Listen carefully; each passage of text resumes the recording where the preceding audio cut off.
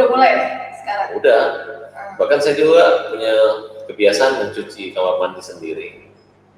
Jadi salah satu kegiatan yang saya lakukan adalah mandi itu saya mencuci kloset kamar mandi sendiri.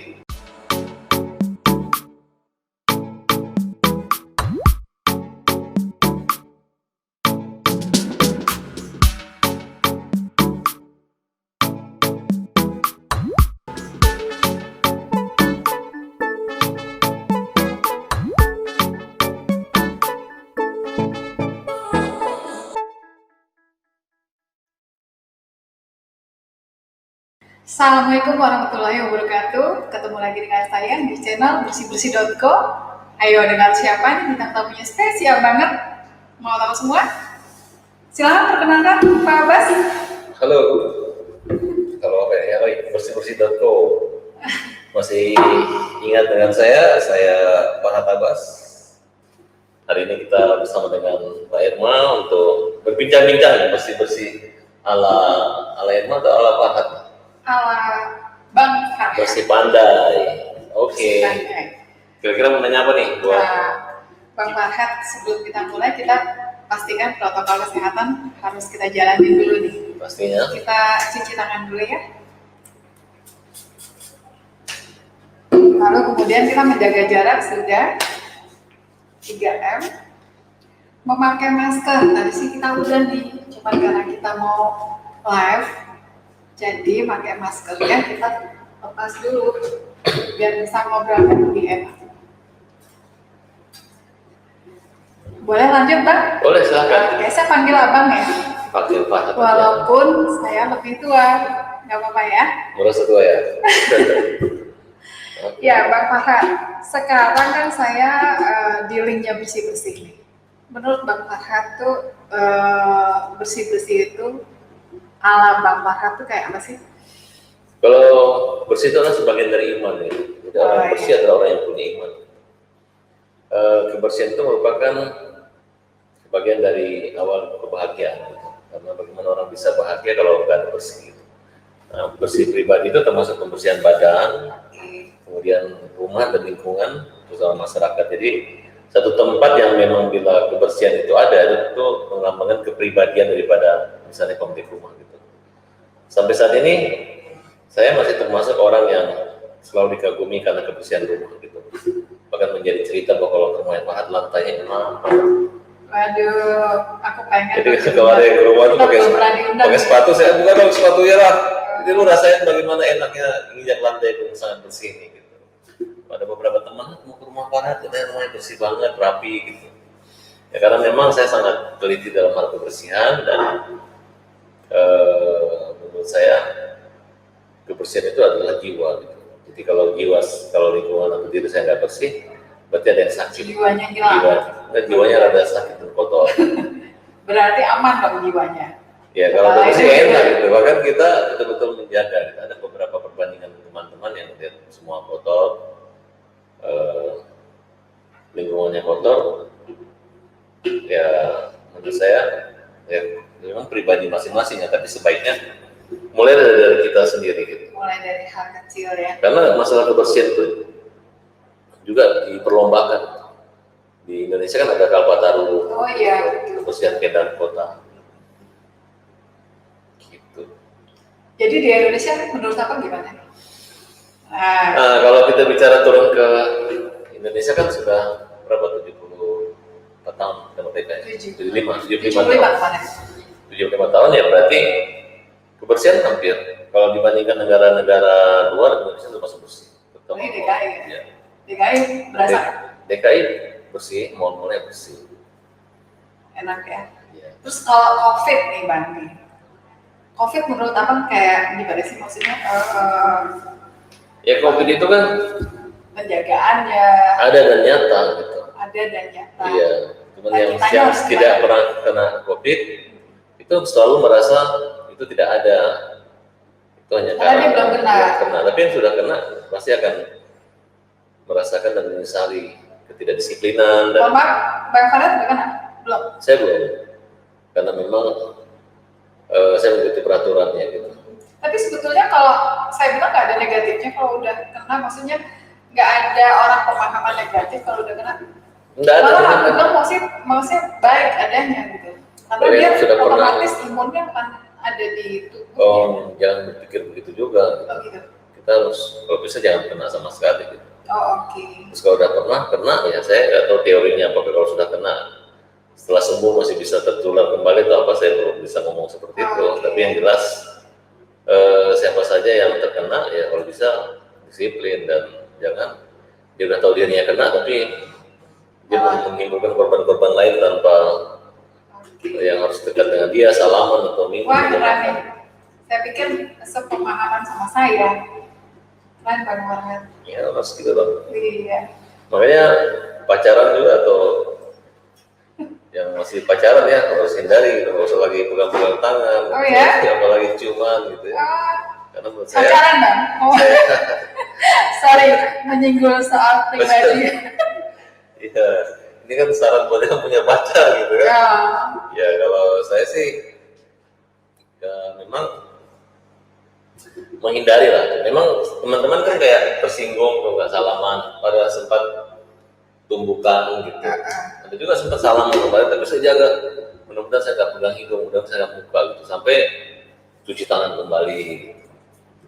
Kalau ada flu dikit atau apa, saya belum pernah sih alhamdulillah. Dan memang saya Suntik setiap pagi vitamin olahraga, ya? olahraga pasti, olahraga Olahraga. 1 jam itu saya harus jalan.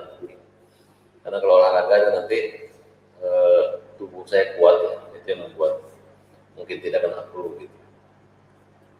Jadi udah rumahnya bersih, kesehariannya luar biasa. Nah hari ini abang tuh Bang Farhat itu apa yang dilakukan kegiatan ini? Hari ini rencana mau main ke Cipanas, Oh iya. kemudian Liburan ya? mampir. Liburan apa? Saya dengar di sini katanya kalau diwawancara sama Mbak Herma, wawancaranya berbobot berkualitas, kita akan terkenal gitu. Saya pengen jadi orang terkenal, makanya saya mau diwawancara sama Mbak Herma. Balik nih. Jadi Ya. saya yang Ya enggak, teman-teman saksikan terus ya di channel bersih-bersih.co. Ini ada hostnya Mbak, ini lebih hebat, dia bukan hanya mata tapi mata hati.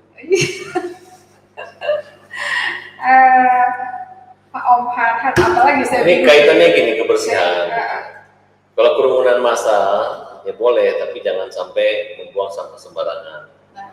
tuh ya. Nah, kalau di Teluk Bangga itu ada Bupati Erwin Jatim, mereka jadikan slogan daerah. Jadi Jangan membuang sampah. bukan binasa, Apa tuh? biana sampah Allah. Jadi kalau ketemu sampah dipungut gitu. Itu bahasa apa sih? Bahasa Teluk Bangga. Oh, Jadi, apa? binasa. Binasa. Binasa, piala sampah Allah kalau nggak salah. Lihat sampah, Pungut. pungut gitu. Jadi itu jadi gerakan moral. Itu Jadi kebiasaan mulai- di luar sudah negeri jadi- udah jalan, kitanya belum ya. Kalau luar negeri udah rapi, nggak ada yang buang. Ada yang buang Jadi bahkan mau ya. mungut apa aja nggak dapat. Nggak Tapi ada. kalau di tempat kita memang banyak buang sampah. Gimana Bahkan caranya? teman-teman sendiri kadang-kadang buang rokok, buang sembarangan gitu. Nah, saya pengen tanya, gimana caranya bisa sampai ke situ? Ngomong-ngomong kayak dengar-dengar ada politik yang mau di ini. Oh enggak, maksudnya ya namanya kebebasan berkumpul berserikat itu kan dijamin kemerdekaannya gitu ya. Nggak ada yang bisa membatasi haknya. Memang kita dan kawan-kawan ingin membuat satu namanya gerakan perubahan Indonesia. Selama ini mungkin dalam produk legislatif Indonesia tidak menghasilkan hal-hal yang sesuai dengan nurani rakyat gitu. Oleh karena itu kita membuat satu perubahan, kita buat gerakan Pandai ya. Nah, Pandai ini sebenarnya singkatan sih. Mudah-mudahan cikal bakal menjadi sebuah partai dan di depan itu impian saya. Amin, didoakan. Kembali ke tadi. Tadi kan abang bilang tuh posisinya mungut sampah. Itu saya pengen tanya gimana caranya jika lo nanti ke depan abang tuh dipercaya menjadi satu apalah kepemimpinan apalah di Iya. Indonesia ini. Saya kan- Nah, budaya itu bisa diserap oleh masyarakat luas. Iya. Nah, pengen tahu Kan- nih. Kadang-kadang dari bersih-bersih ikut mencontoh. Kebersihan itu adalah sebagian dari iman gitu. Kalau kita ke masjid yang bersih, ke restoran yang bersih, semua bersih, itu akan menjadi kesan dan membuat kita akan datang kembali gitu. Rasa kecintaan, keimanan kita terhadap Tuhan semakin dalam, semakin karena kebersihan itu gitu. Bukan datang ke masjid saya ke masjid yang bersih, terus kita buang sampah sembarangan. Tapi kita udah mulai gerakan di RT RW untuk membersihkan lingkungan termasuk tempat-tempat ibadah. Udah mulai nih sekarang. Udah. Bahkan saya juga punya kebiasaan mencuci kamar mandi sendiri. Jadi salah satu kegiatan yang saya lakukan adalah mandi itu saya mencuci kloset kamar mandi sendiri. Tujuannya sebenarnya simpel, saya ingin melembutkan hati. Jadi walaupun kita punya uang, punya populer, tapi tetap lembut hati bahwa kita yang membersihkan. Gitu. Kita ngepel, kita lantai, kita mengurus membersihkan kamar mandi, tempat tidur sendiri. Karena hanya orang-orang yang punya semangat atau bekerja tekun, tidak malas, itu adalah orang-orang yang lembut hatinya gitu. Karena kalau kita sudah melakukan hal-hal dilakukan oleh asisten rumah tangga atau pembantu, kita berarti ya yang sudah dilakukan oleh mereka kita ambil atau kita kerjakan. Ya, berarti kita sama dan merasakan apa yang terjadi gitu. Di situ nggak ada lagi kesombongan, di situ tidak ada kekerasan hati. Nah, jadi kebersihan itu adalah bagian dari melembutkan hati. Wah. Gitu. Bang Farhat punya motonya, kebersihan adalah bagian daripada melembutkan hati gitu. Jadi menjauh dari kesombongan gitu. Kalau misalnya membersihkan nggak mau, segala nggak mau ya keras hatinya kan. Bagaimana lembut ya turun lakukan suatu aktivitas yang mungkin kita bisa suruh orang untuk membayar, tapi kita lakukan sendiri. Gitu. Gila, keren banget. Ini tuh bersih-bersih ya. Faktornya bersih-bersih dinilainya kecil, tapi sebetulnya ini adalah awal mula bisa menjadi besar, bisa mengubah, bisa tadinya bisa merubah struktur ya, kalau boleh dibilangnya. Jadi bersih-bersih itu bisa mengendalikan kita sendiri. Itu kan kedisiplinan. Nah, gerakan, kedisiplinan, perubahan. Semua akan menjadi berubah. Ya kan menjadi, kalau saya katakan ya. Boleh dimulai tuh Bang dari situ Bang. Iya. Kayaknya belum ada deh gerakan yang. Ya nanti kalau saya buat partai bersih-bersih. Nah, artinya luas kan tuh yang bersih-bersih ya. Jadi partai ini orang yang bersih di sini gitu. Nah, tuh. Kemudian kalau lihat sampah kita bersihin. Gitu. Saya dukung deh. Kalau ada itu saya bisa ikutan. Wah, itu senang banget saya. Boleh ini masukkan bagus hasil pembicaraan kita hari ini. Iya juga ya. Kalau hanya untuk politik kita lakukan hal kecil. Dari hal kecil itu kita bisa membuat gerakan yang signifikan yang bisa juga berubah. Bisa merubah bisa segalanya. Kehidupan pribadi tapi merubah masyarakat, bangsa dan negara. Benar tuh. Jadi contoh Jepang kan terkenal bersih. Kalau sudah bersih berarti disiplin. Kalau disiplin berarti tekun. Kalau tekun berarti punya semangat. Boleh tuh. Kalau punya semangat berarti kan punya target. Jadi partainya apa nih? Belum ya? Belum, jangan dulu. Jangan dulu. Pokoknya partai bersih-bersih. Ada sesuatu. Pokoknya bersih-bersih dan partai saya. Bersih-bersih. Buat yang suka bersih-bersih, suka yang bersih, yang punya pekerja-pekerja semua, pengusaha bersih-bersih itu bisa gabung di partai saya nanti. Keren. Tahu nggak? Ada 100.000 lebih pengusaha cleaning service. Salah satunya saya. Iya. Goklin hari ini kan kita udah tutup nih. Kemenfo tuh udah nggak bisa lagi ini Goklin. Makanya kita ada yang bersih-bersih. Nah, bila mana abang membutuhkan kami, boleh di kontak. Iya. Bersih di telepon atau pakai aplikasi? Aplikasi kita enggak, karena kan kita masih konvensional, kita masih menikahkan antara konvensional dan digital. Boleh. Karena kalau digital, nah itu. Apalagi kalau yang bersih di rumah kita ibu-ibu yang cantik ya. Saya grogi nih, saya mau nanya apa jadi lupa. Jadi kita santai aja Bang, tadi ada makanan sih saya lihat. Udah, nggak usah. Makanannya nggak saya tahu hari ini kan pasti ibu puasa ya. Jadi apalagi nih yang mau kita edukasi sampaikan ke teman-teman yang lagi nonton. Apalagi nih Bang kira-kira? Ya tadi kan kaitan kebersihan itu ya. Jadi kita akan mulai perubahan itu dari diri sendiri. Gitu. Okay. Kemudian kalau sudah bersih ya kan namanya kita ini kan udah ada pekerjaan gitu. Kita harus bersih-bersih juga dalam berbangsa dan bernegara gitu. Gitu ya. Kalau gerakan nasional kan bersih dari KKN. Ya mudah-mudahan kita tidak hanya bersih rumah aja tapi bersih lingkungan. Ya, bukan pemerintahan. Ya. Tentu kan kebijakan yang dibentuk oleh pemerintah khusus legislatif bersama eksekutif di bidang usaha yang tekuni saat ini kan sangat berpengaruh. Ya mudah-mudahan kalau orang yang bersih dan punya kemauan untuk memperbaiki negeri ini, buat rakyat, buat pekerja, buat pengusaha, saya rasa bisa. Pokoknya kuncinya jadi pemimpin ya Pak? kebersihan itu adalah sebagian dari iman. Gitu. Iya, jadi betul. kalau jorok, kotor, termasuk Nah, korupsi itu itu enggak. jorok ya, berarti orang yang tidak beriman. Nah, Saya senang dan saya merasa bangga bisa berkenalan dengan para penggiat-penggiat atau pekerja wirausaha yang mempunyai bidang kebersihan gitu.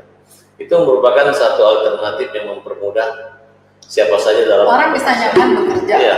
Yang penting bagaimana perusahaan itu bisa menjaga kredibilitas nama baik. Kejujuran yang paling utama gitu. Oh iya, betul. Kalau ini menjadi sesuatu hal yang membuat orang takut, misalnya ada karyawan yang nggak jujur, ada barang yang hilang atau tidak tertib, gitu. Itu kita udah selesai. Harusnya disesuaikan kualitas pembayaran dengan kualitas hasil pekerjaannya gitu, sehingga orang puas dan perusahaan ini bisa menjadi perusahaan yang terkenal, kemudian terpercaya, terbaik dan terapa lagi? Terindah. Ya. Makasih masukannya. Termurah aja, jangan mahal-mahal gitu kan. Nggak, Pak. Soalnya biasanya Nggak. kalau mahal-mahal biaya perusahaan bersih-bersih, nanti istri kita juga daripada bayar bersih-bersih mending bayar saya lagi. Akhirnya istri yang biasa nggak bayar dibayar, akhirnya bayar double. Iya nih Bu, iya. Apalagi nih Bang Farhan? Ya. Nah, insya Allah aku doain Bang Farhan partainya jadi. Amin. Kemudian semuanya pengikutnya juga Ya, jadi kita golongan penengah, yang tidak punya orang-orang kepentingan yang tidak punya hanya kepentingan. duniawi, tapi dia punya kepentingan Bagaimana negara Ya. ini menjadi damai? bagaimana kita bisa berserikat menuju Indonesia berdaulat gitu. Jadi kedaulatan itu ada di tangan rakyat gitu.